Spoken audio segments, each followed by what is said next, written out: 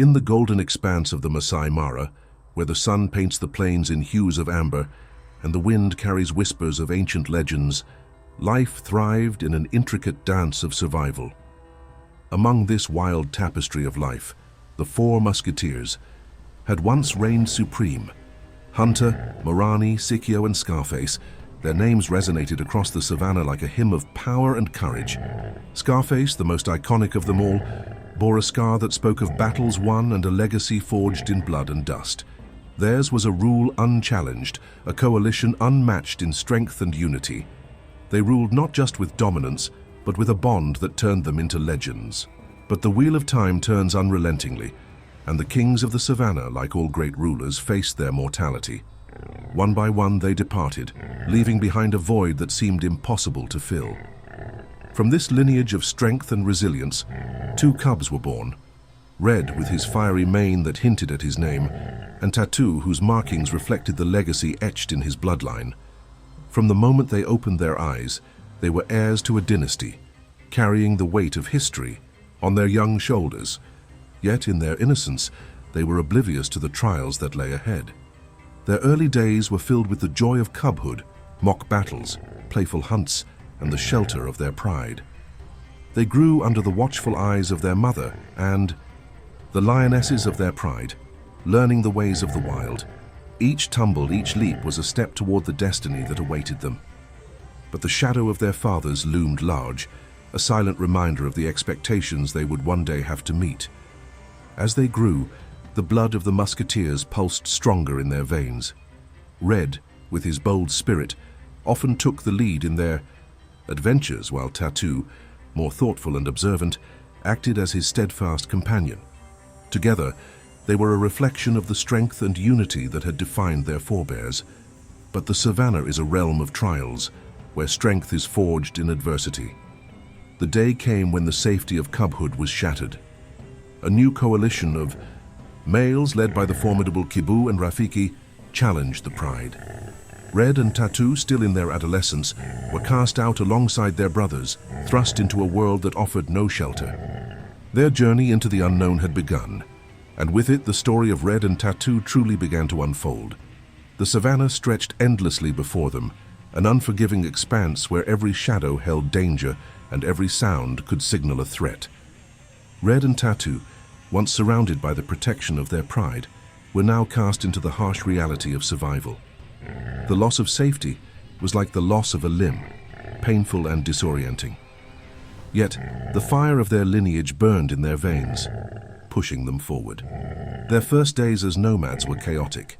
They hunted recklessly, their youthful enthusiasm often leading them into dangerous situations.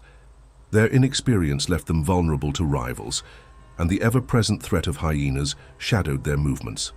Then tragedy struck. A third brother who had joined them fell during a night hunt. His lifeless body bore the scars of a brutal clash, a stark reminder of the stakes they now faced. Hey everyone, if you're enjoying this video, make sure to subscribe to the channel so that YouTube can understand and deliver more of our content to you. The loss changed everything. It was a cruel but necessary lesson that survival demanded more than strength. It required strategy and caution. Red and Tatu began to adapt. They studied the land, learning its rhythms and secrets. Each hunt became a calculated effort, their movements synchronized as if guided by an unspoken bond. Slowly, they began to grow into the roles destiny had set for them. Though grief weighed heavily on their hearts, they found solace in their unity. Together they would face whatever trials awaited, determined to carve their place in the vast and untamed savannah. The weight of solitude bore down on Red and Tatu as the vast savannah stretched before them, a hostile and unpredictable world. The memory of their fallen brother lingered in their minds, a reminder of how fragile life could be. For the first time, doubt crept into their hearts. Were they truly prepared to survive without the guidance of their pride? Red, usually brimming with confidence, seemed uncertain. He gazed at the horizon, his fiery mane catching the golden light of dusk, but his stance lacked its usual boldness. Tatu, ever the observer, noticed the subtle hesitation in his brother. The world outside their pride felt insurmountable, a place where every roar was a challenge and every shadow a potential threat. Some nights, the two would rest beneath the open sky, the sounds of the wild around them a constant reminder of their vulnerability. Tatu questioned if they could endure the trials ahead. Their bond, though strong, seemed fragile against the enormity of their challenges. But even as fear and doubt gnawed at them, a quiet determination simmered beneath the surface. Though they did not yet realize it, their journey had already begun. As the days passed, Red and Tatu found themselves drawing strength not from a physical mentor, but from the legacy left by their lineage. The stories of the four musketeers echoed in their minds, tales of bravery, unity, and resilience. These were more than mere memories. They were lessons imprinted in their very instincts, in the stillness of the nights, under the shimmering canopy of stars. Tatu often reflected on Scarface's legendary courage, the way he had faced countless battles with an unyielding spirit. Red, inspired by Marani's boldness and fierce determination, began to mimic the confident strides of his ancestor. It was as if the spirits of the musketeers walked alongside them, guiding their every move. Nature itself seemed to serve as their teacher. The shifting winds carried scents that spoke of prey and predators. The sun's path taught them the rhythms of the day, while the distant calls of rival lions warned of boundaries they dared not cross. Though they were alone, the wisdom of those who came before them, carried in the whispers of the savannah and the blood coursing through their veins, became their guiding force. Slowly, the fear of the unknown began to give way to the strength of newfound purpose. The moment of transformation came with the first true test of their survival. Hunger gnawed at their stomachs as days without a successful hunt turned their once playful steps into weary trudges. The savannah was an unforgiving teacher, and Red and Tatu now stood at the threshold of a new chapter, one that required them to step fully into their roles as warriors of the wild. A herd of wildebeest grazed in the distance, the promise of a much-needed meal. Red crouched low, his fiery mane blending into the dry grasses, while Tatu flanked him, his movements silent and precise. The brothers had learned from their earlier failures. This time, there was no reckless charge, no hasty decisions. Instead, they moved with the precision of seasoned hunters, their instincts honed by weeks of hardship. As they closed in, the wind shifted, carrying their scent toward the herd. Instantly, the wildebeest scattered in a thunderous stampede. Red hesitated for a moment, frustration flickering across his face, but Tatu roared, a sound that seemed to echo the strength of their ancestors. Red surged forward, targeting a young wildebeest lagging behind. Together, the brothers struck with ferocity and skill, bringing their prey down in a coordinated attack. As they fed, the magnitude of their accomplishment settled over them. This was no longer a game of cubhood or a lesson learned in safety. They had crossed the threshold from inexperienced nomads to capable hunters, taking their first steps toward the dominance their lineage demanded. The blood of the musketeers coursed through them, guiding their actions and strengthening their bond. For the first time, they truly felt like heirs to a legacy of power. The savannah had tested them, and they had answered. The savannah was both a battleground and a proving ground, and for Red and Tatu, every day brought new challenges. Their newfound confidence as hunters was only the beginning. The savannah had a way of revealing its harshest truths to those who dared to claim it. Rival coalitions were the first to test them. The roar of an older male echoed across the plains one evening, a sound both threatening and territorial. Red and Tatu froze, their eyes scanning the horizon. The challenge was clear. This was no empty land they roamed, and their presence would not go unnoticed. The brothers learned to evade and outwit, using the terrain to their advantage and avoiding direct confrontations they could not win. Hyenas became a persistent threat as well. The cunning scavengers stalked their every move, always searching for an opportunity to snatch a kill. One night, after a successful hunt, a large clan of hyenas descended upon the brothers' hard-earned meal. Red roared defiantly, but the numbers were overwhelming. Tatu, observing their movements, led a counterstrike, targeting the matriarch and scattering the clan. Though victorious, the encounter left them exhausted, a grim reminder of how precarious their position was. Yet the savannah was not entirely devoid of allies. During a rare moment of reprieve near a watering hole, they encountered a group of nomadic lions, a trio of young males who shared stories of their own struggles. While these encounters were fleeting, they reinforced a truth Red and Tatu had come to understand. Survival often meant knowing when to stand alone and when to align with others. Beyond external foes, the brothers faced trials within themselves. Red's impulsive nature often clashed with Tatu's cautious demeanor. On one occasion, Red's reckless pursuit of a zebra led them dangerously close to a lioness's territory, nearly sparking a fight they couldn't afford. Tatu's level-headed intervention saved them, but the tension lingered. Over time, these experiences shaped them. Red tempered his fiery instincts with moments of strategy, while Tatu learned to take bold risks when necessary. Together they became a formidable duo, their bond deepened by shared victories and close calls. The savannah had thrown its worst at them: rivals, predators, hunger, and even their own fears. But each trial only strengthened their resolve.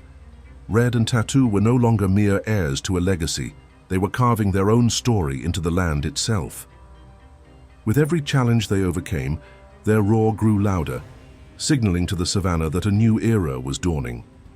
The dry season tightened its grip on the Masai Mara, and the challenges grew fiercer. For Red and Tatu, survival had become a finely tuned art, but a new need began to stir in them. A need not just to survive, but to conquer. The savannah's whispers carried news of a pride led by an aging male, its lionesses strong and its cubs few. It was a kingdom ripe for the taking. Near the Mara River, Red and Tatu observed the pride from the cover of tall grasses. The lionesses moved with practiced grace, their golden coats glinting in the sun. They were seasoned hunters, their unity apparent in every motion. The male, however, told a different story. His once powerful frame showed the wear of age, his steps heavy with exhaustion. The brothers knew this was their moment. A pride meant more than territory, it meant a legacy. Yet, they understood the risk. A direct confrontation could be their undoing if the timing was wrong. For days they watched, learning the pride's patterns. The lionesses hunted at dusk, the male patrolled at dawn. It was during these moments of vulnerability that the brothers planned to strike. The night before their assault, Red and Tatu rested beneath the stars, their breath steady but hearts racing with anticipation. The gravity of their decision weighed heavily. They were not merely challenging a single lion, they were stepping into a role that demanded leadership, protection, and strength. Failure was not an option. As the first light of dawn stretched across the plains, the brothers moved with purpose. Their approach was silent, their resolve unshaken.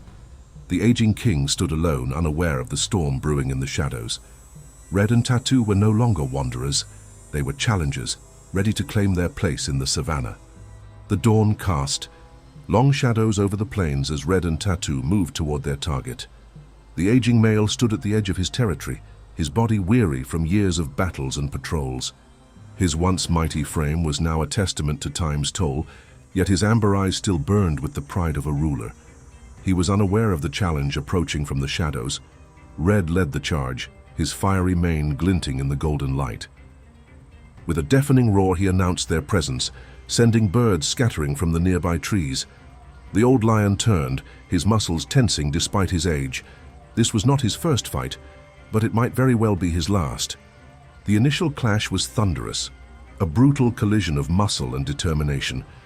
Red, driven by youthful strength, lunged at the older male, aiming for his throat.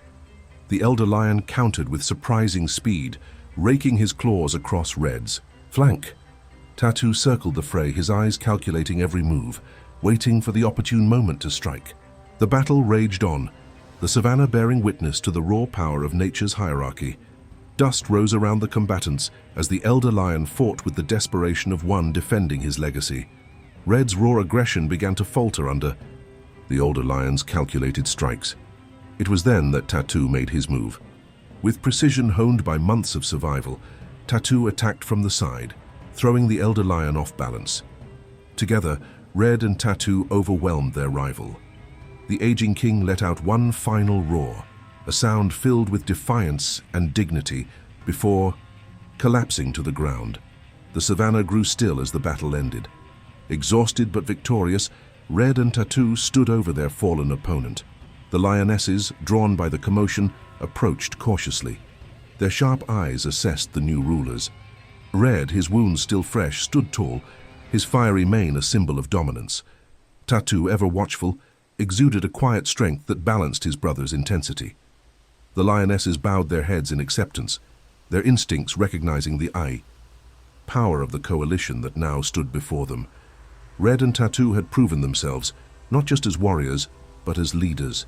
The pride was theirs, and with it came the promise of a new era, forged in the crucible of the proving grounds. Victory had brought Red and Tatu more than just dominance. It had secured their future. The pride now looked to them for leadership, their once uncertain bond with the lionesses solidified by the strength and strategy the brothers had displayed. With this newfound authority came a profound sense of purpose. They were no longer wanderers or challengers, but rulers of their domain. The territory they had claimed was lush and abundant, stretching along the Mara River, where prey was plentiful and water always near. The lionesses, skilled hunters, worked in harmony under the leadership of their new kings. Red and Tatu, unlike many dominant males, took an active role in the pride's hunts, ensuring the safety of their lionesses and the success of their kills.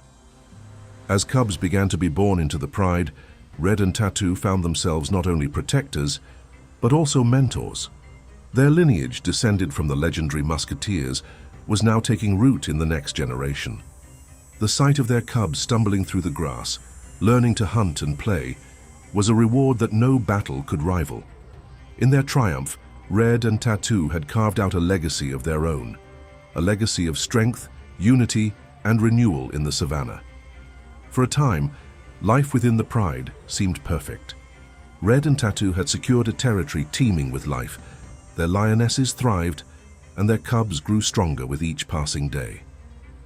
The brothers ruled side by side, their bond unbroken by the pressures of leadership. Yet, as the seasons changed, so too did the call of the savannah. Red, with his fiery spirit, began to show signs of restlessness, while Tatu found contentment in their shared reign, raising the pride's cubs and fortifying their territory. Red's gaze often lingered on the horizon. His patrols stretched farther with each passing day, his steps filled with an unspoken yearning. It was as though the vast savannah whispered promises of something more, something beyond their borders. One night, Red left without a sound, disappearing into the shadows of the plains. When he did not return by dawn, Tatu realized his brother had embarked on a journey of his own.